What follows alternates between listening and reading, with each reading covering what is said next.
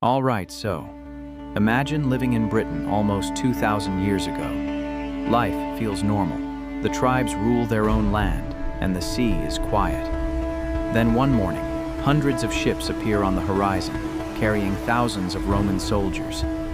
In just a few days, everything begins to change. New rulers arrive, old kingdoms start to fall, and a story begins that will shape Britain for nearly 400 years. And honestly, what happens next is even more unbelievable. All right, so before the Roman Empire arrived, Britain was not one united country. It was made up of many different tribes, and each tribe had its own leader, its own land, and its own traditions. Some tribes traded with people across Europe, while others spent most of their time farming, hunting, and raising animals. They lived in small villages, built round wooden houses with straw roofs, and believed that nature was deeply connected to their gods. Some tribes were friendly with each other, but many fought over land, food, and power. Because of these constant fights, Britain never became one strong kingdom. That may not sound important at first, but it would soon become one of the biggest reasons the Romans were able to invade. Across the sea, the Roman Empire was growing larger every year. Rome already controlled huge parts of Europe, North Africa, and the Middle East. Britain was one of the few nearby lands that was still outside Roman control.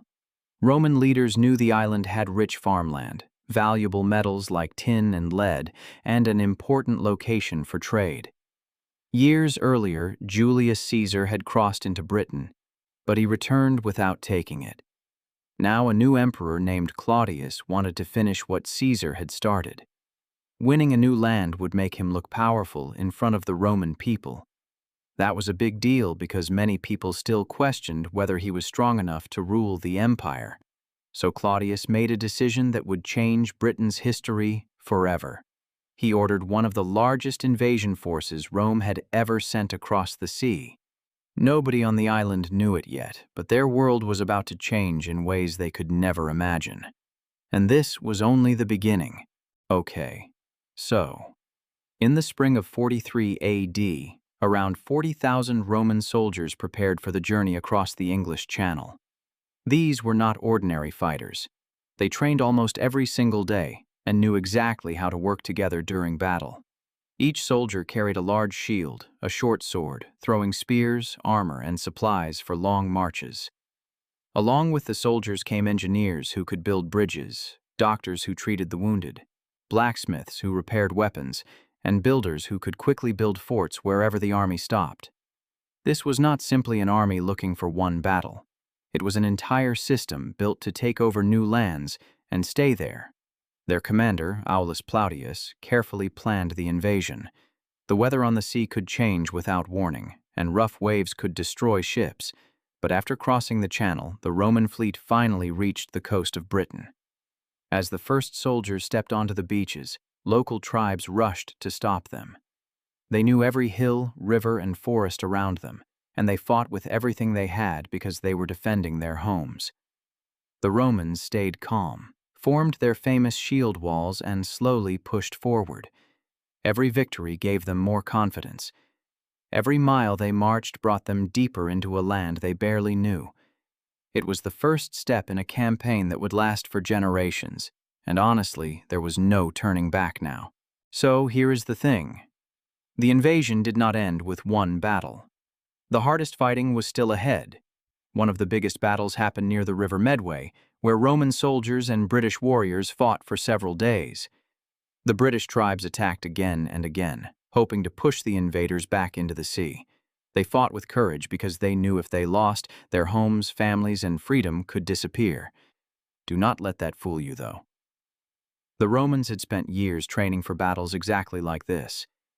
They followed orders, protected one another with their shields, and never allowed panic to spread through their lines. Slowly, they forced the British tribes to fall back. After winning this battle, the road to Camulodunum, one of Britain's most important tribal centers, was finally open. Then Emperor Claudius himself arrived with fresh soldiers and even war elephants. Imagine seeing giant elephants walking toward your village if you had never seen one before. Pretty wild, right?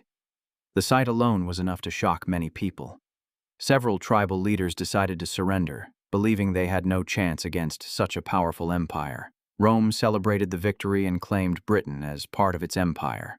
But look, claiming the land was much easier than controlling it. Many tribes still refused to accept Roman rule, and deep inside the forests and hills, people were already thinking about revenge. The greatest challenge for Rome had not happened yet. It was quietly waiting for the perfect moment to explode. All right, so after the Romans captured the southeast, they did not stop. Year after year, they built more forts, more roads, and more towns across Britain. At first, some tribes believed they could live peacefully under Roman rule. Rome even allowed a few local kings to keep leading their people as long as they stayed loyal and paid taxes. One of those kings was Prasutagus of the Iceni tribe. He hoped that by working with Rome, his family and his people would stay safe. For a while, everything seemed fine. The Iceni kept some freedom, traded with Roman towns, and avoided major fights. But here's the thing. Rome always wanted more. When King Prasutagus died around 60 AD, he left his wealth to both his daughters and the Roman emperor, hoping that would protect his family. Instead, Roman officials ignored his wishes completely. They took the Iceni lands, seized property, demanded money from the people, and acted as if the tribe no longer had any rights. Families who had lived on the same land for generations suddenly lost everything. Local leaders who once had respect were treated like they meant nothing. The Romans believed nobody would dare stand against them because they had the strongest army in Britain. That confidence would soon become one of their biggest mistakes. Okay, so the breaking point came when Roman officials publicly humiliated Queen Boudica and her family. They wanted to send a message that nobody could challenge Rome. Instead, they created the exact opposite effect.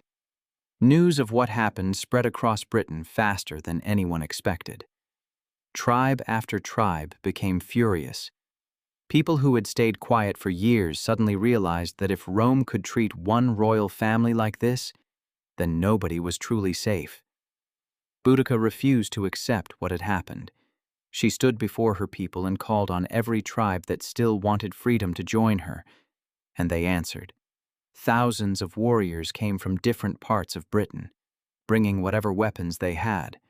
Some carried swords, others carried spears, axes, or simple hunting tools. They were not as organized as the Roman army, but they had something just as powerful. They were fighting for their homes, their families, and their future. That gave them a level of determination that even Rome had underestimated.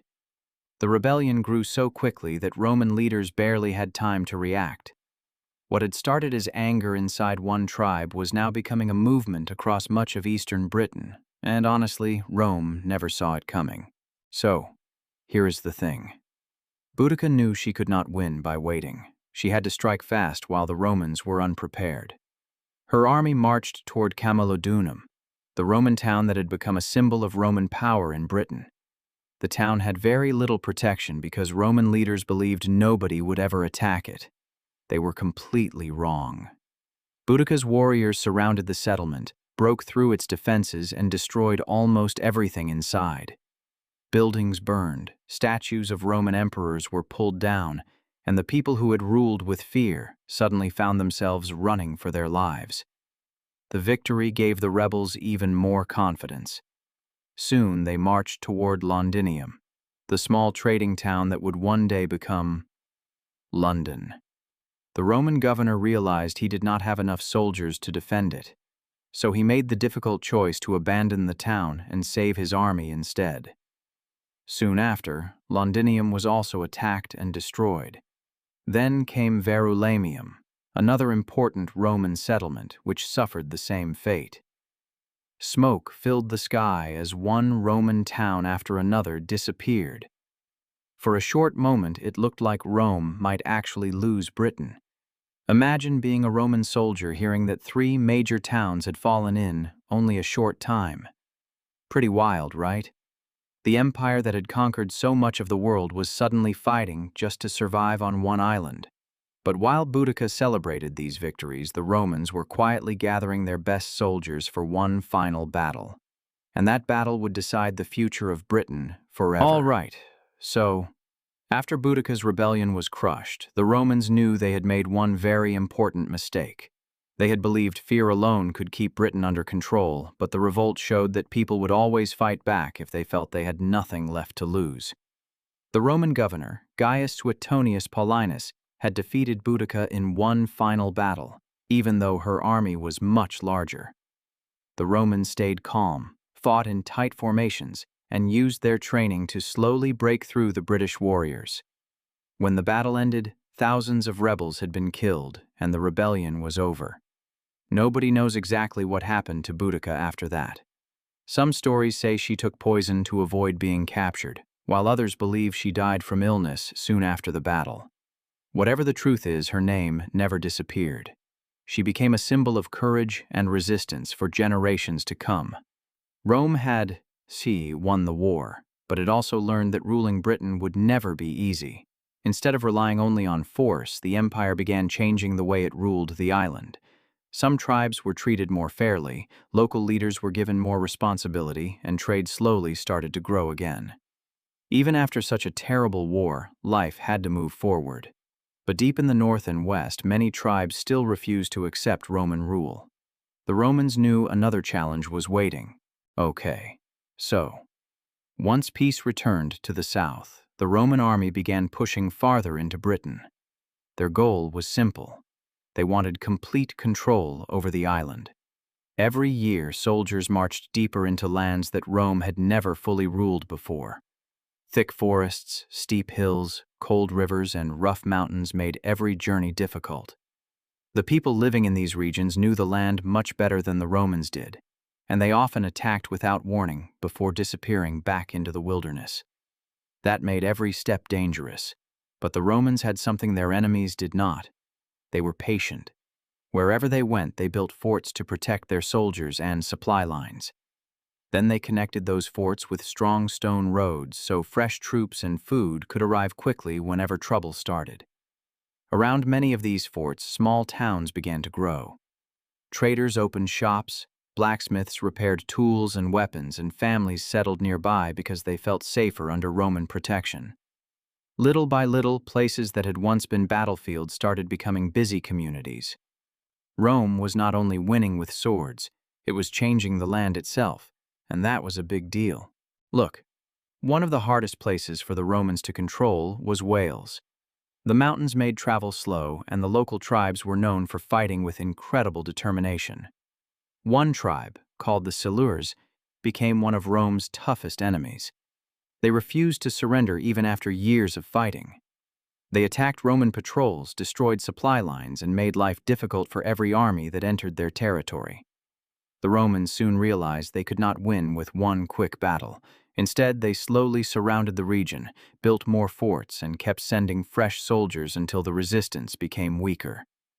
It took many years, but Rome finally brought most of Wales under its control. Even then, small groups of fighters continued resisting whenever they saw a chance.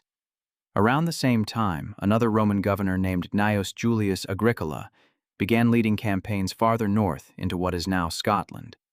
His soldiers crossed rivers, climbed rough hills, and fought tribes that had never accepted Roman rule. One of the biggest battles happened at Mons Graupius, where the Romans claimed a major victory. Even after winning, they discovered that holding northern Britain was much harder than taking it. The land was harsh, supplies were difficult to move, and the local tribes never stopped fighting for their freedom.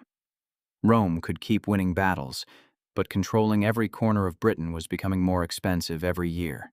That forced the empire to ask an important question. Instead of trying to conquer everyone, would it be smarter to protect the land they already had? That question would soon lead to one of the most famous buildings in British history,